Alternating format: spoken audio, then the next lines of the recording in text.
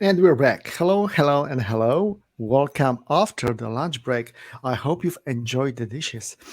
And we are starting in a style because we are starting with a panel, the panel which will be dedicated to the topic of growing your own team.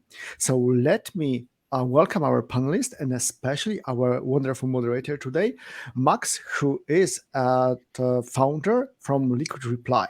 So, Max, the stage is yours. Thank you very much.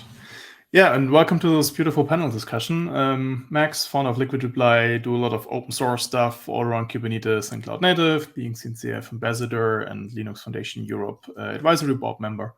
So practically, if I don't try to earn money for my bread and butter in the morning, I'm somehow still sitting on a computer and doing open source.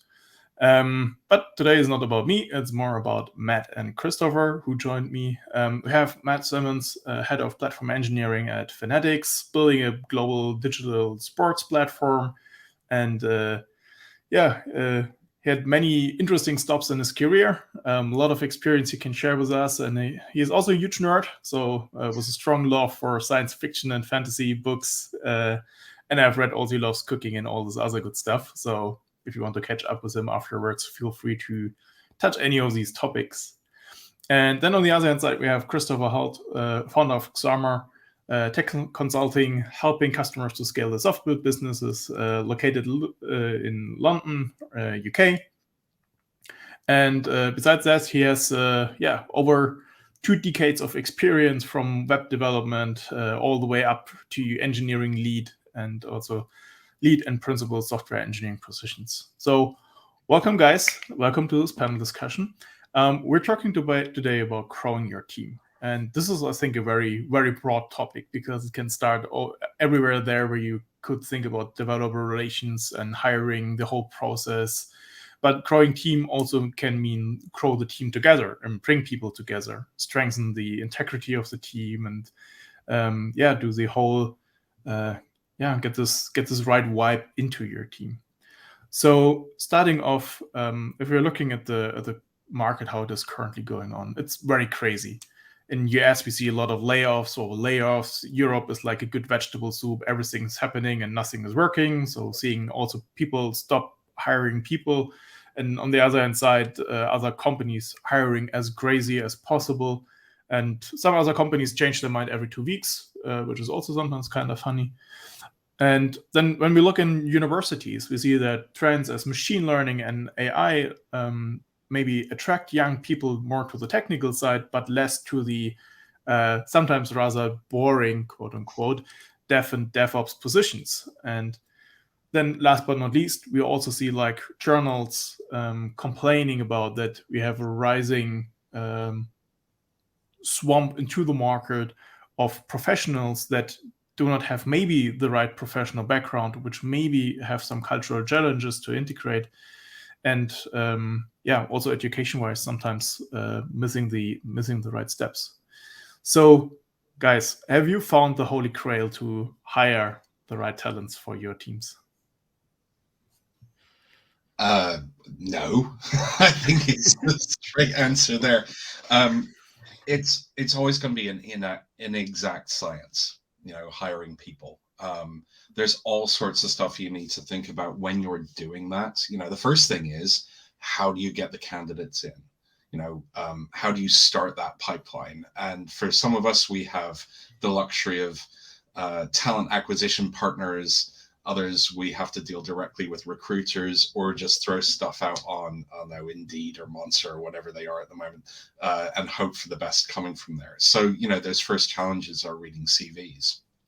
And a really important thing, I think, is to try and read through to the person beyond the CV. So you'll see a lot of buzzwords and you'll see a lot of claims, but ultimately, there's got to be some kernel of this person understands what they're doing written in that CV. Hopefully you're ignoring where that person went to school, hopefully ignoring their name and all the things that you might trigger our unconscious biases. But ultimately you're looking for someone who you can train up if they don't have that training, or who can hit the ground running. And I think, if you just look through that buzzword soup, you can see the difference in a CV between someone who's just gone through the motions and someone who's actually put that work and effort into understanding what they're doing. No, there is no silver bullet. I would echo what Chris said there. It's anybody that says they have the formula, the answer, it probably doesn't. And I look at it, hiring is sort of a, like many other things that we do as leaders within an organization, it's kind of a risk management exercise. I hate to sort of like be reductive about it and talk about it in that way when, especially when it's something that people are involved in. But I think it's still the common thread here, and why I say that it's a risk management exercise is that it's a judgment call. There's always a point in the process where you come to a judgment call, and there's no amount of work you can do ahead of making that call that will let you make it with 100% accuracy, right? We could put people through 20 interviews. We could have huge, intake processes. We could employ all kinds of automation to weed through candidates. We could run full background checks and have private investigators shadow our candidates for a year before we hire them. It doesn't matter what you do, no matter how much effort you put in to try and make that judgment call accurately ahead of time. You're never going to get hit on 100%. So it's always a balancing act of how much effort is reasonable to put in before making that judgment call.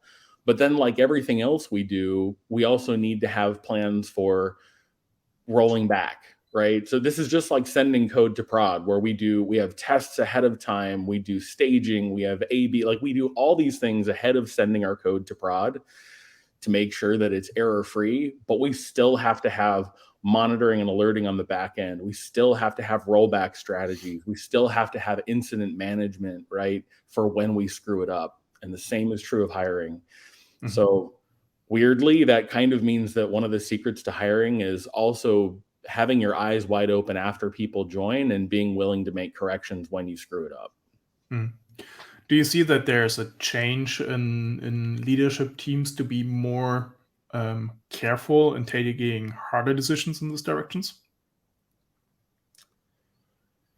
I've seen a mix. So my last full-time position before starting Zarma, I was at a company that took great care over cultural fit, did a lot of rigor in terms of hiring. And, I think we rejected more candidates than we hired when they got through to the interview stage, and kind of puts big effort and care into the engineering side because we were making quite the investment in people. And then we got acquired, and suddenly we did a full 180 as an organization, where we suddenly were hiring just in centers of excellence, and hiring people who may not have even had any background in software, and just putting them through a really short boot camp. And it was more about getting bums in seats than actually looking for the quality. And that ends up treating engineers and employees more of a commodity that you can just throw over the side when you get rid of them. I think there are some benefits to both, but as someone who wants to be treated as a human and not something you can just throw away the next day, I much prefer the previous version to that. So yeah, I see a mix of different, to Matt's point, risk prevention or mitigation strategies. One is volume and one is care. Yeah. So when we think about growing a team, this means also that more than just the recruiting part. And from my experience, it starts already with the time before someone joins, right before that, as well as the onboarding process is often also quite a crucial step. Also, looking back into the past 2 years, almost 3 years, everything happens somehow purely virtually. Now, some companies decide going fully offline or bring everyone back to office. Others try hybrid whatsoever.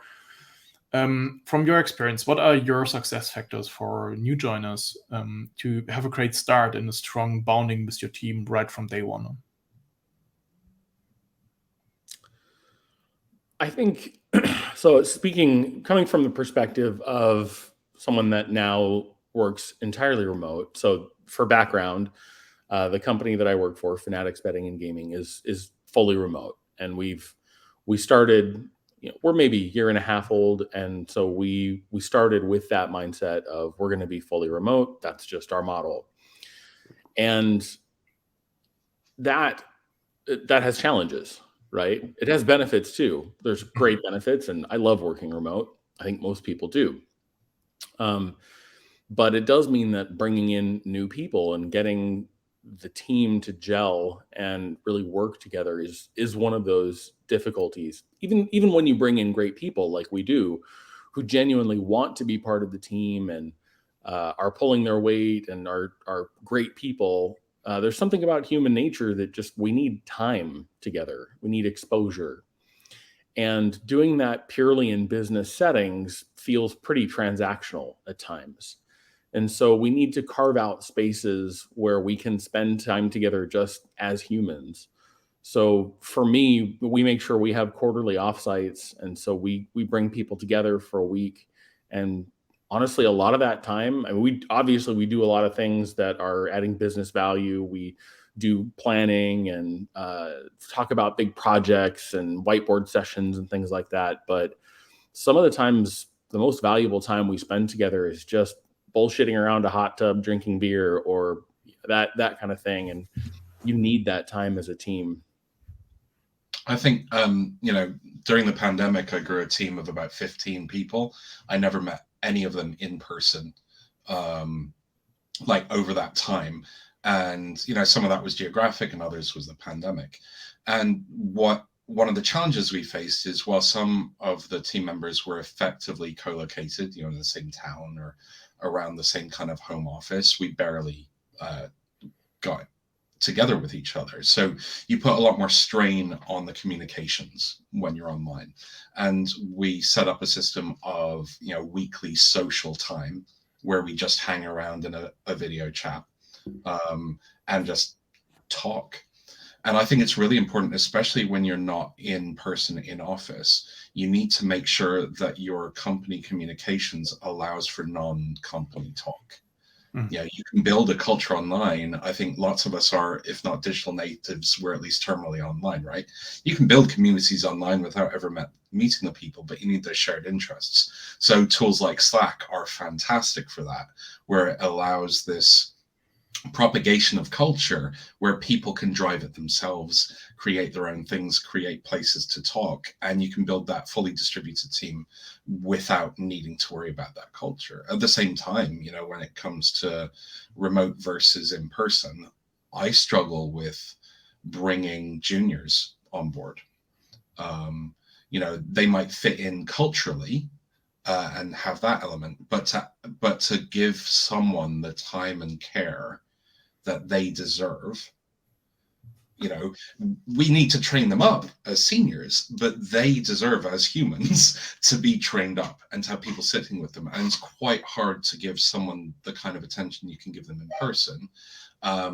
It's quite hard to give them that remotely. So that's kind of one of the big challenges. The other challenge of onboarding people, remote or otherwise, is it really identifies how poor or good your documentation is. If you haven't documented things well, your new starters they're just going to be pulling their hair out, throwing their hands up in the air. So it's always a real good kind of acid test for how good your documentation is for your developers versus the guys who've been there 1-2 years and know it off the back of their hand and think it's straightforward and simple. Yeah, I also find it quite interesting about juniors to see how different they are. Like, we're right in the beginning of like, hey, we bring up back also meetups, right? Going outside, meeting different people on a very minor location, maybe 20, 40 people sharing the pizza, sharing 1-2 good talks and network.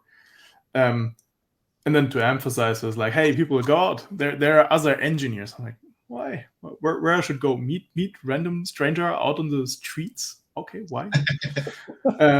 It's actually quite funny that you have now so much digital natives, right? That they are really have struggles to find in the I do not want to say in the real world. I think that's nonsense to differentiate between real world and digital world. It's both real, right? It's happening. We're looking into, we interact into, we have social interactions there. So it is real, but it's a different kind of communication, just like that. Do you have anything what you have learned from your juniors, from your fresh starters who are practically digital born, that could really help your team to get better together? I'm not really sure I can put my finger on an example, but one good thing with juniors in general and the digital nature of them is they are the perfect people to ask the naive questions that we're not asking each other every day.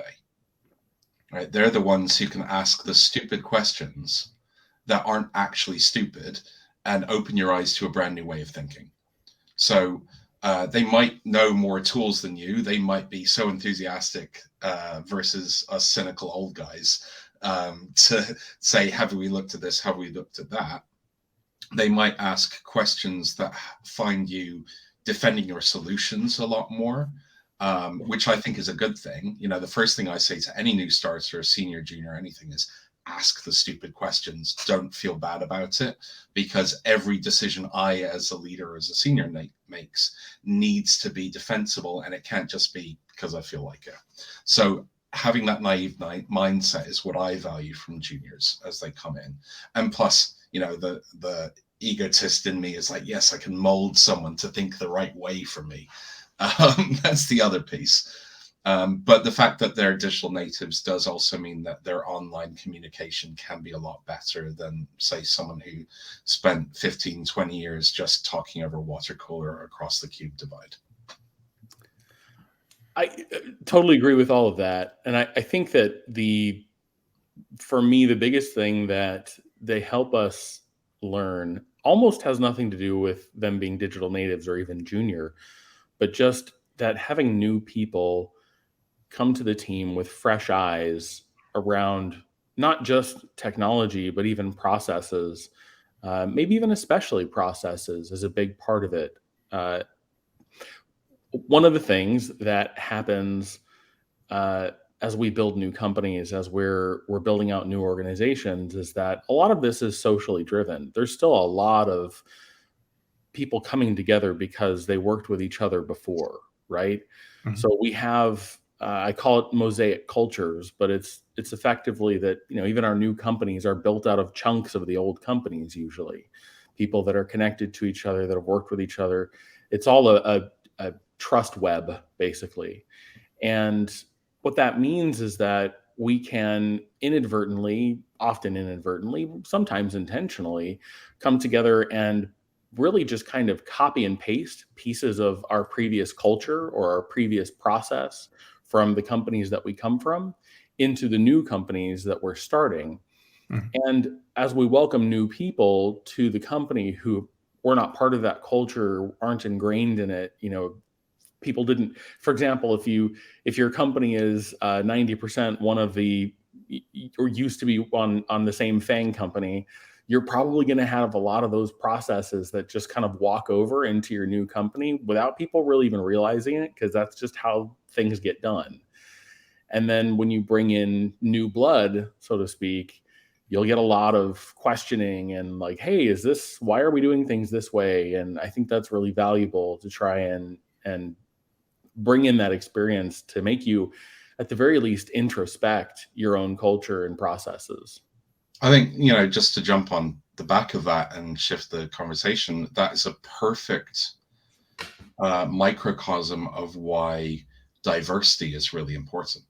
You know, I know we're all white presenting guys with beards or facial hair. Unfortunately, the human condition is we try to hire people who we think are like us, right? So we've got to step out of our comfort zone in a way until we're comfortable doing it, to hire people who aren't like us, but who can bring those new perspectives. So, you know, in Matt's example, there are people who we haven't worked with before, but in a wider sense, bringing in people from different cultural backgrounds can bring new ways of thinking about things. Or if we're building a particularly consumer driven application or platform, then they can bring viewpoints of the customer or the consumers that we as people who've only lived our experience could never have had. Yeah. Big +1. Absolutely. Also out there to the team, if you have any questions to us, just feel free to drop it, and we hopefully get a pass through in a while, and then we can also react on your questions. I found there one very interesting part you pointed out is communication. One of the biggest challenge which we see is before the time we had everything more like offline happening, the communication was quite simple. There was like also not too much information flow. Through the years of pandemic, when we look now into our Slack channels and Teams channels and whatsoever, it is almost like in every channel you have a continuous stream of information and flooding into the team.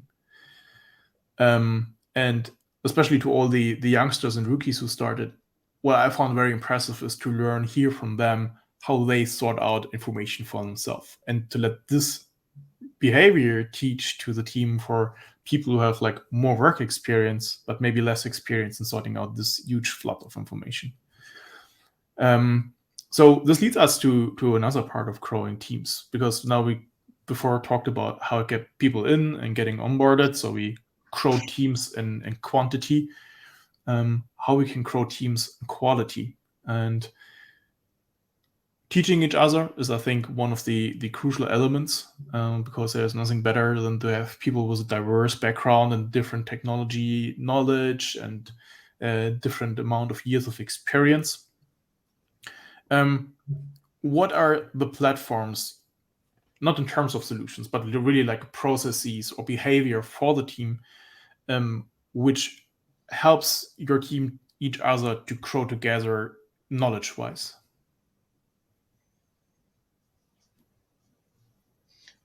I think constant lunch and learns is one thing. They're really good. Mini conferences.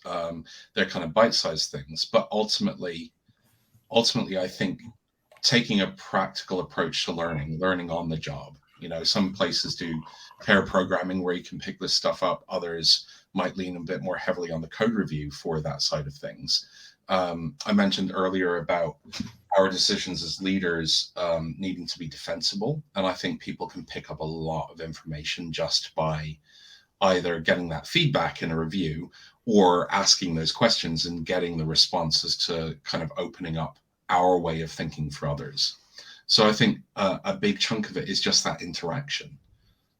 It's listening to those in the team, accepting their responsibility, their responses and their solutions, and then moving forward. One thing I do in my spare time is, and I'm an improv comedian, I do like whose lines it anyway type stuff. And a big thing from improvisation is yes and. And I think what I can apply that to the team side of things is to accept the solution that someone's come up with and help them build upon it.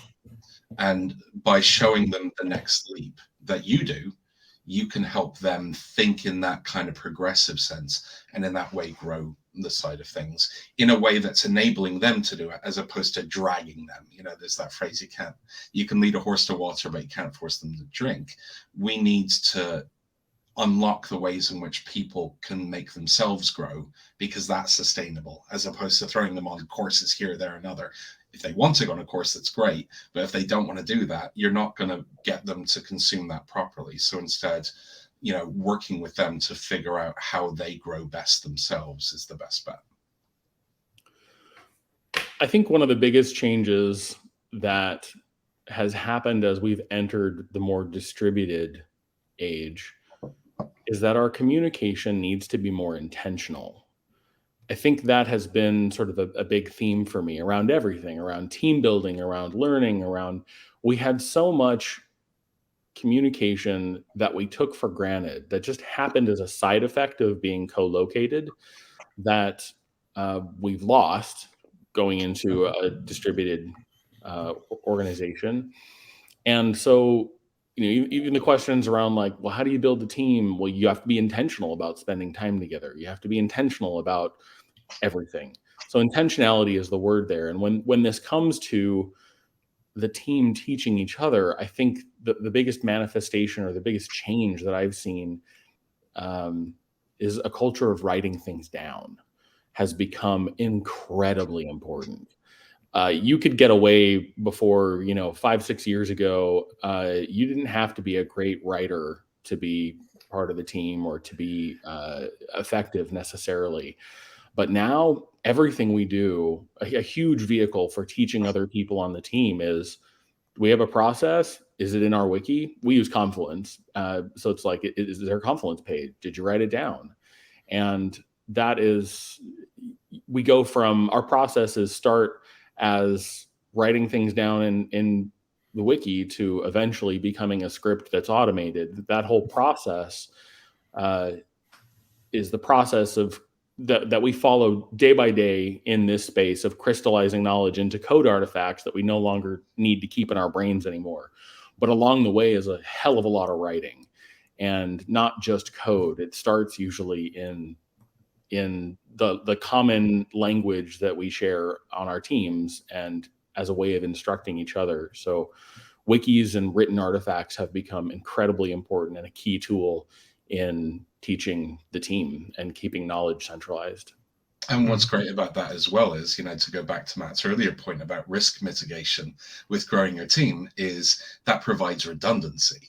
It means you can lose someone to, another job or to long-term illness, and the team can carry on because we haven't siloed information in one person, and we don't have to use them as an informal source of that info if they've been able to distill it into a document for you already.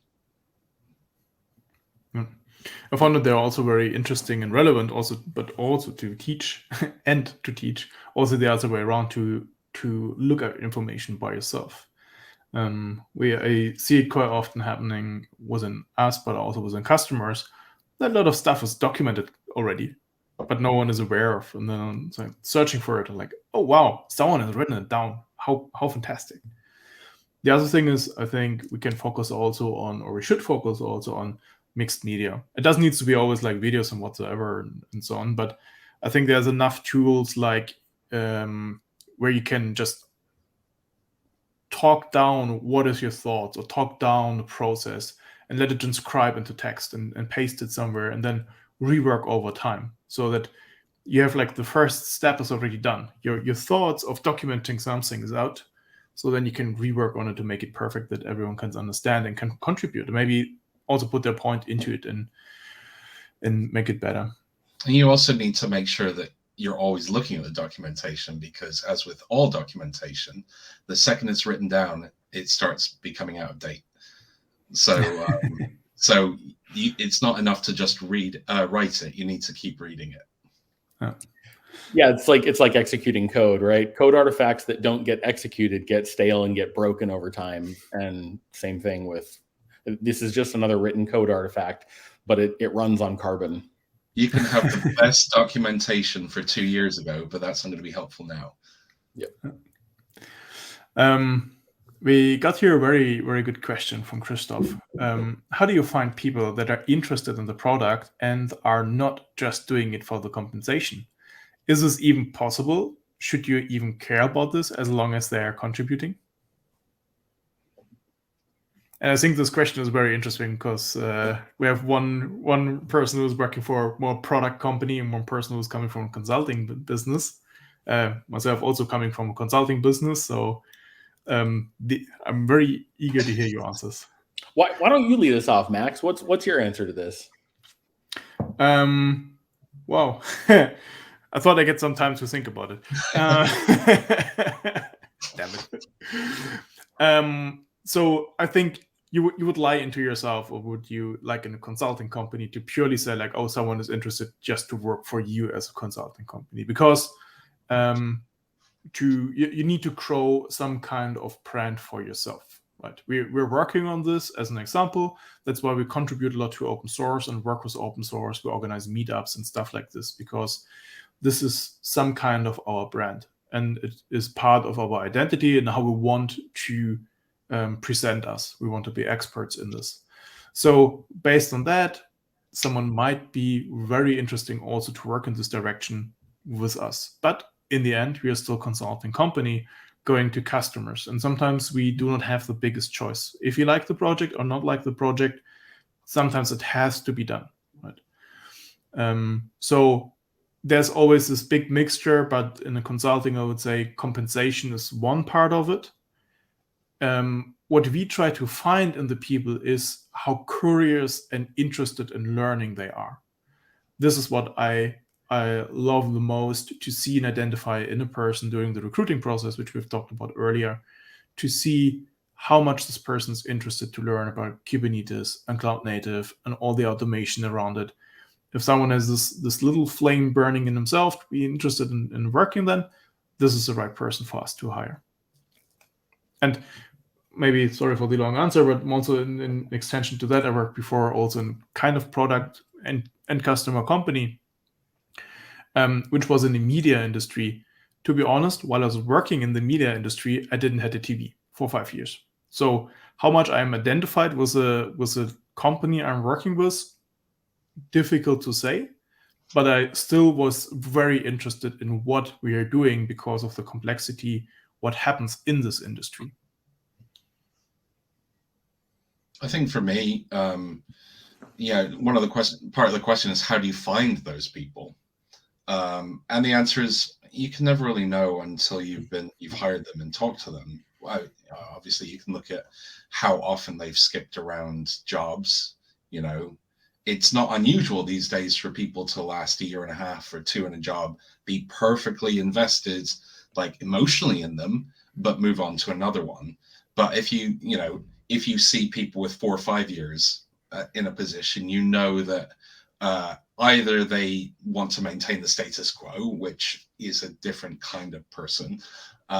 They're just there because they're comfortable, or there's someone who cares about their product. And if you can see that they've grown there, then you know that they're the kind of caring thing. Otherwise, if they're there for compensation, you can make use of those people. And especially, in consulting contracting, you need some mercenary level of behavior there. But ultimately, I personally am more interested in people who care. They care about doing a good job for the customer. They try to understand that. And so I'm looking for people who have a little bit of a business head about them. They have empathy for the customer rather than just do what they're told. Because if people just do what they're told and code to the contract, then you put so much strain on that contract that you're not going to deliver what anyone wants. So trying to find that nice balance of pragma and dogma, and people who can identify but are okay stepping away after a bit of time and giving up their children. That's what you really want to look for. This is going to sound weird coming from the guy that works for a product company, but I don't care. But let me clarify. It's that I want them to care, but there's 2 parts, and I'll try and be brief here, but this does get a little abstract. But on the one side of it, I care about people that care about problems, right? They don't need to care about our particular product. And maybe the other side of it. So there's the first side of it is we work with people, and 99% of our job satisfaction comes not around what we're building, but the people we're building it with. And so for me, the biggest thing is, are these people that I want to work with, and are they interesting people? Are they passionate? Are they curious? Are they all of that, right? Are they going to be part of a team that, like, this team just loves working with each other, and that's primarily why they come to work every day? Like, that's primarily why I go to work every day. I love my team and I love working with them. We could be building toasters. We could be building, I don't actually care. The people that I work with are 99% of the reason why I go to work. So from that perspective, I don't care. The other side of things is sort of breaking down what we do, which gets kind of abstract, which is that what we do as engineers is sort of take this static knowledge overhead, which is our knowledge of how to build applications and applications in general. And then we pair that by ingesting some ephemeral knowledge about our product space. And then we crystallize that into code artifacts, throw it out into the world, forget it, and move on. And so I don't actually care that somebody has a burning passion for the particular product that we're building right now, but they should be passionate about problems in general, about learning, about this whole process of taking in that new information, building something out of it, throwing it out into the world, and then moving on to the next problem. An extent to the question, is it even possible to find these people? I need to say you need to look at the not common places also for people. Like we had someone from Reddit. Awesome. And this person is super curious, super interested. And we have different other sources where we found people that they're not coming through the typical recruiting platforms and whatsoever. So going for the unusual way, I think, is often also an interesting sign for potential employees to get in touch with you, because you do not following the one-on-one of how to recruit someone. And I think this is often also like representing like, oh, they do something different. There's another good question. What is a well-functioning team for you? For me, it's one that I can leave alone for a bit. It's one that I can say, here's the thing, solve it, fix it. In general, that requires them talking to each other. And it's great to say, when you've got your Slack channels, whatever, when you can see free communication between people, when you can see, hey, I've got a problem, and people kind of jump on helping to solve it, that's when a team is well functioning. They might be slower as a team than other teams. That's fine. If they're working together, that's when a team is well functioning. Biceps. It's actually an acronym. Biceps is an acronym, and I love it. This is one of the things that, as a leader, it informs how I work with my team. But the B stands for belonging, the I stands for improvement, the C stands for choice, the E stands for equity, the P stands for predictability, and the S stands for significance. These are the things that everybody in any organization, anywhere, paid or not, this is true of voluntary organizations that we participate in, even the families that we're a part of. These are the things that we all want as individuals that are part of a group. So we all want to feel like we belong. We all want to feel like we have opportunities for improvement. We all want to feel like we have choice and autonomy in the problems that we attack and how we attack them. We want to feel like we're treated equitably. We want to feel like there's a measure of predictability in the world that we're engaging with. The floor isn't going to fall out from underneath us tomorrow. And we want to feel that the work that we do is significant. And so for me, a well-functioning team is a team for whom all of these things are true, where all of these people feel that they do belong and they are given choice and their work is significant and all of that. And it's much easier to say than it is to actually achieve. But for me as a leader, this is core to my philosophy around leading teams and building teams, which is that the team is my product, and that business value is really the inescapable byproduct of creating high functioning, healthy teams. And that's what I look for is all of those things, being able to try and satisfy all those things for the people on the team. And I've written that down, biceps, so I can look that up further. That's fantastic. But one of the things it raises is something that, I came into this panel discussion like, I've got to say this. Psychological safety is key. It was a term popularized, I think, by Google's Rework project, but generally make it so that your people aren't afraid they're going to lose their job because they've done something bad. Mm-hmm. Well, obviously, if they do something bad, then like steal data, then fine.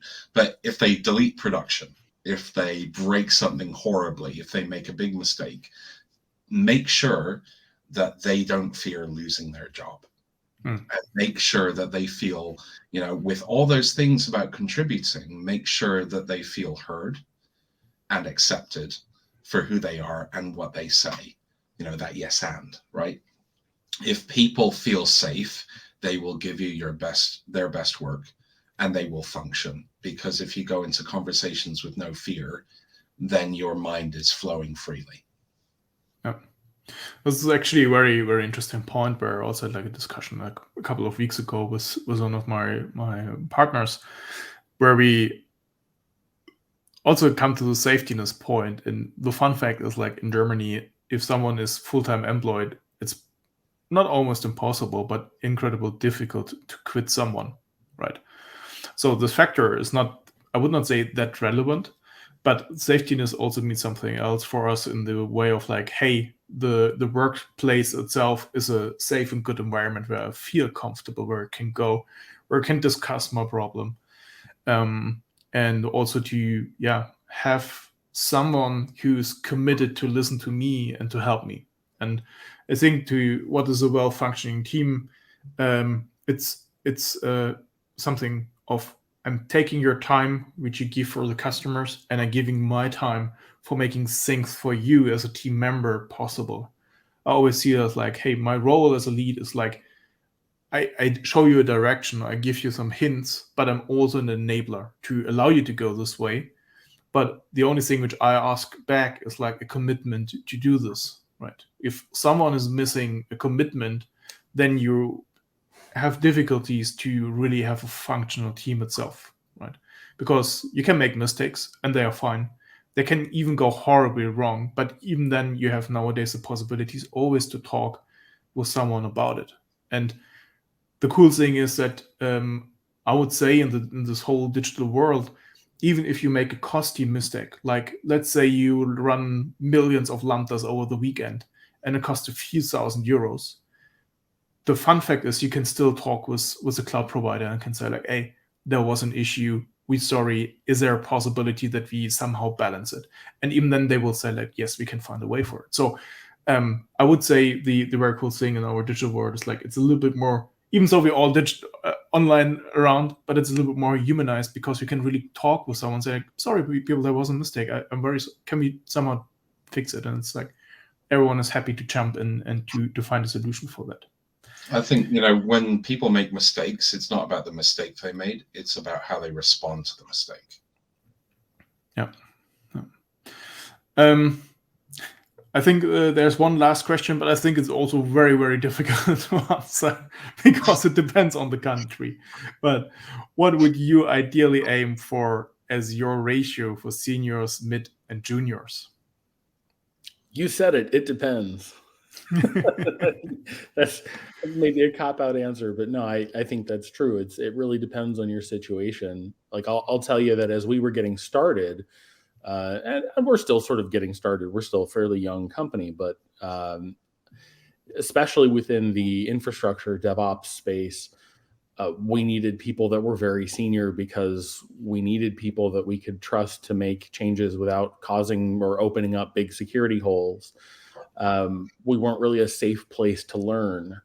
But as we get more mature as a company, we're carving out safe spaces for people where we can bring in more junior contributors and let them grow in this space. So yeah, so much depends on your business, your circumstances.